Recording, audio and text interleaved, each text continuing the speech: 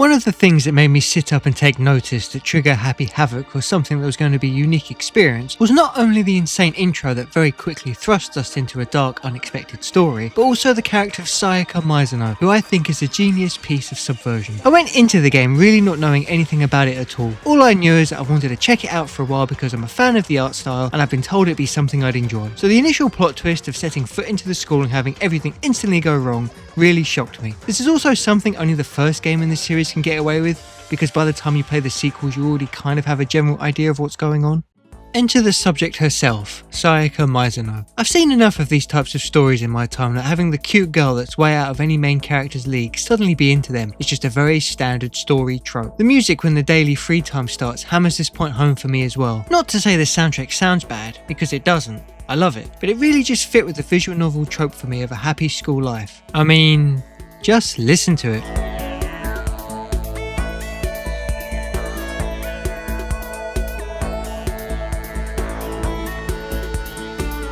The story also seems to want to direct you into spending your free time with her. You don't know anyone else, she's clearly on edge, and she's always within arm's reach. Her free time is also very short and is able to be finished before the first class trial happens, which is something I did. It seems intentional. They really want to establish a connection between the two. You almost just feel like spending your time with her is just something you have to do anyway. The sequels would make sure all the characters have a better distribution of free time length, but the fact that hers is short really does hammer the point home they want you to do it in time. And it doesn't seem suspicious yet, because you don't have anything else to compare it to. I also prefer this, as it doesn't elongate anyone else's free time longer than it needs to be. However, keeping it more equal does hide better who may die. Even her report card says there is someone she is interested in, and while it seems a bit far-fetched she's potentially talking about Makoto, despite only knowing him again for a few moments, that's clearly the direction they want to go in.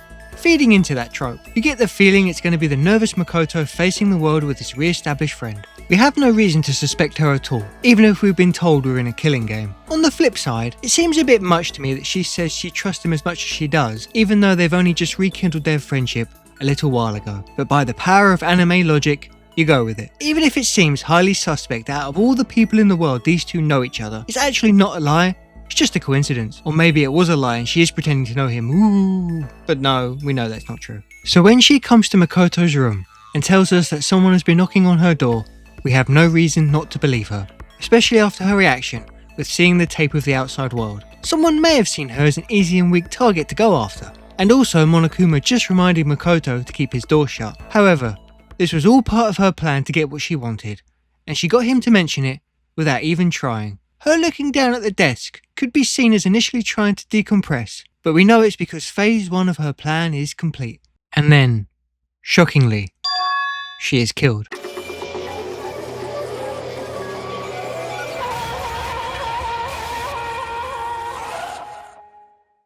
Suddenly, the hunt is on to find out who could do something like this, and why. Her death then, I'm sure, created one of two reactions. One being that it's obvious that the friend of the main character died first, or two, a shock that someone seemingly so important died right at the start. I remember being shocked, as I really didn't expect that to happen so fast. Regardless of where the trial went, that was still unexpected. You initially feel sorry for her, as you assume that she's clearly a victim. But as the case unravels, you learn that not only was this all of her idea, but that she intended for Makoto to take the blame for it as well. The first game leans into the horror genre much more than the other two, so the shocking scene of her death, as well as her seemingly manipulating Makoto into setting him up to be the culprit, is a genius piece of storytelling. We go from feeling sorry for her to the complete opposite of realising she was scheming the entire time. She flips the script on her character entirely. She seems like the lovely, friendly girl that doesn't have a bad bone in her body and is just desperate to get back outside, to being someone that has a lot more going on in her thoughts than first assumed, as well as someone we regret trusting. I know a lot of people don't like her after the reveal, which is completely understandable, as it's a complete 180 on what we assume we know about her. You can hate her all you want to, but I find it excellent from a writing perspective.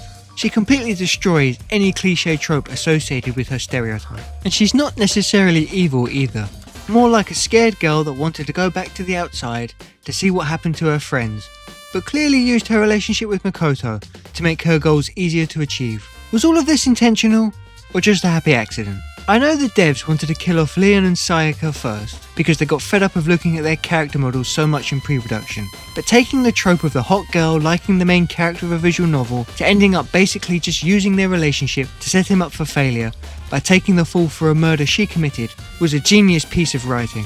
It's such an interesting subversion that it feels very intentional. Was it intentional of surprising the player? Yes. Was it done to subvert cliched genre conventions? Honestly, I'm not sure. I do believe they would have still rekindled their friendship even after finding out what the Academy is for, and I don't think she was lying with what she said, but the point of no return was her seeing her motive tape, as this quickly set into motion her planning of escape. She just used Makoto because it was easier to accomplish her goals. She seems like she is going to be such an important character in the early game, and just like that, she's gone. After all is said and done, Makoto ends up even more isolated and full of despair than he started with, as the only person he knew is dead, with everyone else suspecting him right after her death to just moments before the trial ended, and he made it through by the skin of his teeth. It really shows that not only is the one who had his back dead, but ultimately she couldn't be trusted either. Kyoko tries to soften the blow at the end by telling Makoto that in Sayaka's final moments she was thinking of him by writing Leon's name on the wall to help him, but if all went according to her plan, then that wouldn't have happened. She only did that because it all went horribly wrong. She says she's psychic, and while I did wonder if there was something up with that, it's just a little gag.